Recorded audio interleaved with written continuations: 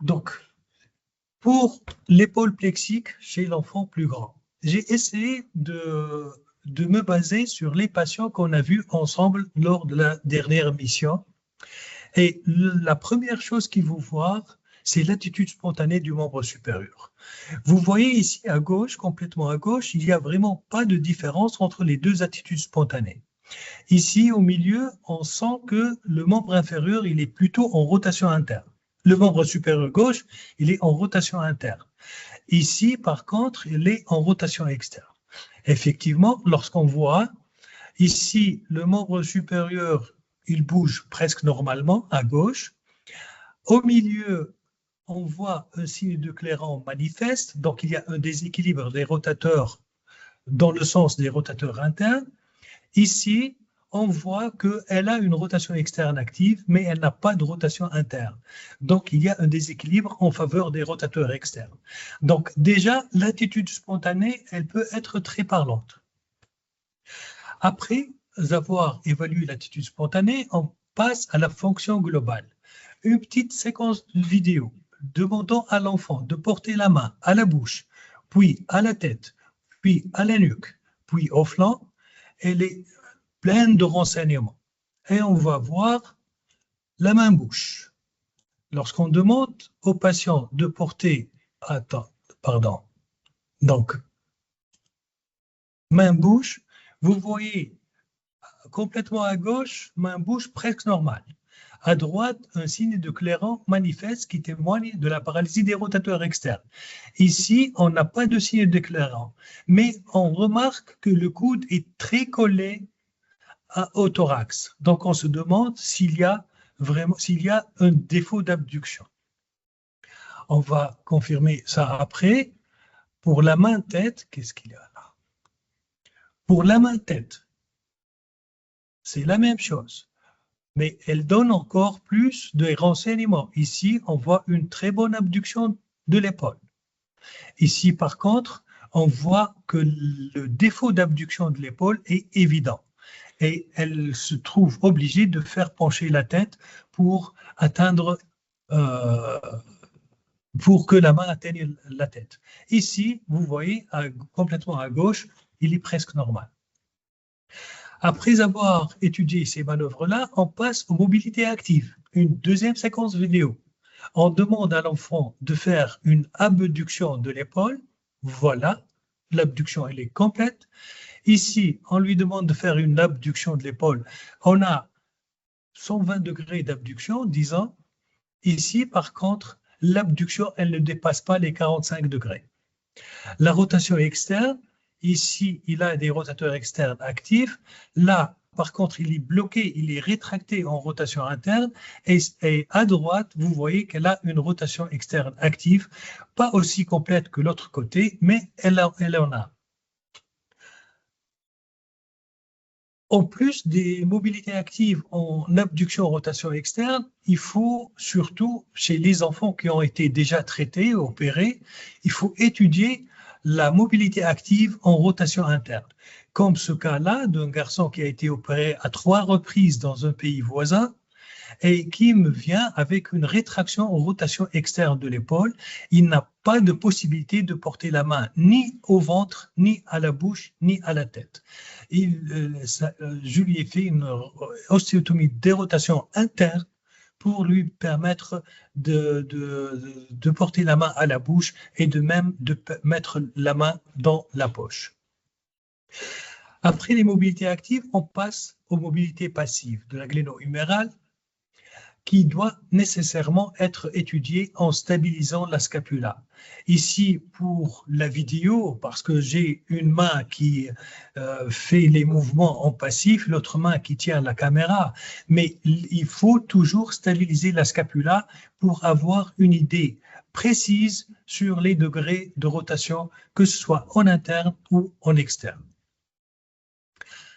En plus des mobilités passives, il faut toujours chercher par la même occasion, s'il y a une instabilité postérieure. Là, vous voyez la tête qui disparaît en rotation interne et qui disparaît en rotation externe.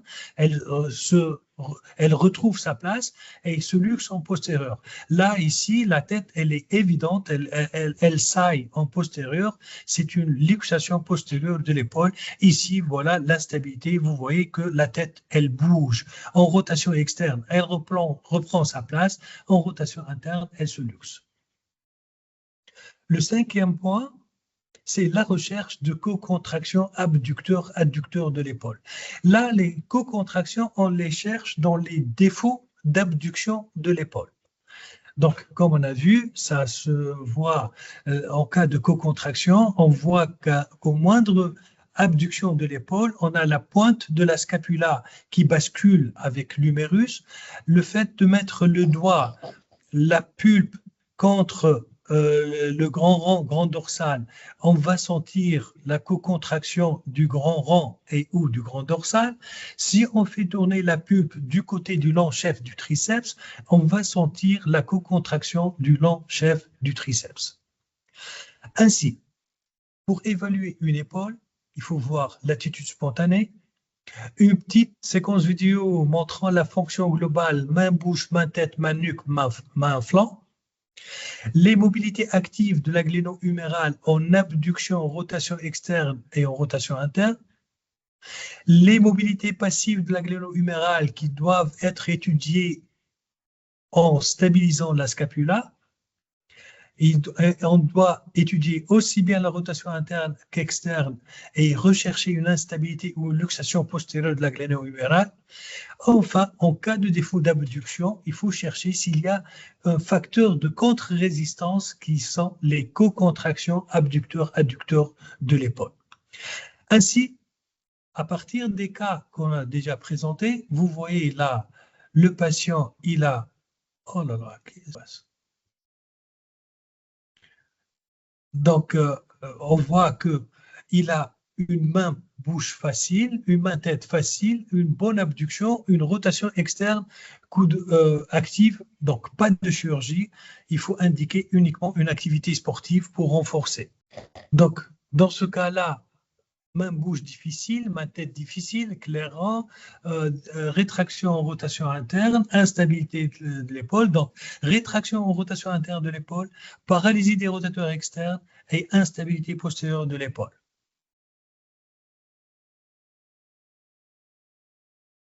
Pour le cas suivant, main-bouche facile, pas de clairant, main-tête difficile, défaut d'abduction de l'épaule. Donc ici, c'est un défaut d'abduction de l'épaule par des co-contractions, plus ou moins faiblesse du deltoïde. Dans ce cas-là, dans ce dernier cas, elle a donc une rétraction en rotation externe de l'épaule avec un défaut d'abduction.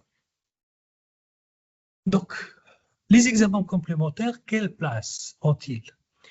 Donc, l'échographie peut être utile, très utile même chez les nourrissons à la recherche d'une luxation postérieure du nourrisson si on est devant une perte rapide de la rotation externe passive. Les radios simples peuvent à elles seules montrer une luxation postérieure de l'épaule pour s'assurer. Mais est-ce que pour les scanners et l'IRM, faut-il les demander de façon systématique ou quasi systématique? Deux études me paraissent très intéressantes, une publiée en 2004, l'autre en 2013. Le résumé, c'est que théoriquement, si on a une rotation externe coup de corps de plus de 10 ou 20 degrés, c'est pas nécessaire de demander ni un scanner ni une IRM et il faut traiter comme s'il n'y a pas de déformation gléno-humérale. Parce que ces études-là, ils ont confirmé que si la rotation coup de corps est inférieure, les déformations gléno-humérales ne sont apparues que chez les patients qui ont un manque de rotation externe, qui sont rétractés en rotation interne. Donc, pour les patients qui n'ont pas un secteur suffisant de rotation externe. Donc, l'IRM, elle est plus adaptée pour les enfants, pour montrer le cartilage, le scanner chez les enfants plus grands. Donc, rapidement, quelques indications chirurgicales à l'épaule. Là, c'est un cas de luxation gléno-humérale à l'âge de 13 mois. Là, vous voyez, après la chirurgie peut nécessiter même une capsulotomie. Parfois, ça vient avec une libération des parties molles simples, mais parfois, on se trouve obligé de faire une capsulotomie. Vous voyez là le résultat à droite. En cas de rétraction en rotation interne de l'épaule, je rappelle que c'est une urgence. Il ne faut pas accepter une rotation externe de moins de 30 degrés qui dure plus de 6 mois. Si on a une rotation externe, coup de corps de moins de 30 degrés, il faut faire une rééducation acharnée. Et si ça ne s'améliore pas dans les 6 mois, il faut opérer. Donc là, vous voyez le résultat si on traite rapidement et on ne laisse pas les choses tarder. Est-ce qu'il y a une limite d'âge pour la chirurgie des parties molles, pour les rétractions en rotation interne de l'épaule? Pour moi, il n'y a pas de limite d'âge. Vous voyez là, cet enfant-là, il est âgé de 11 ans. Une libération simple des parties molles, subscapulaire release, libération du subscapulaire avec transfert du grand rond, m'a suffi pour lui donner ce magnifique résultat, avec un recul de 4 ans.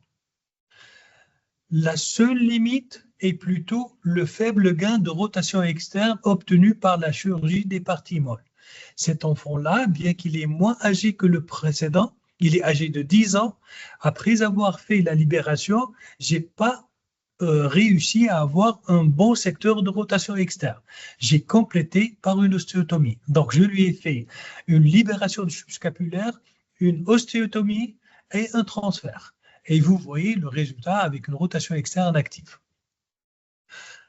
Après les rétractions en rotation interne, je passe à la rétraction en rotation externe. C'est le cas que j'ai présenté tout à l'heure. Et là, c'est strictement iatrogène. Là, pour moi, la solution la plus simple, c'est de faire une ostéotomie de dérotation interne. Maintenant, après les rétractions, on passe si on a une paralysie des rotateurs externes de l'épaule.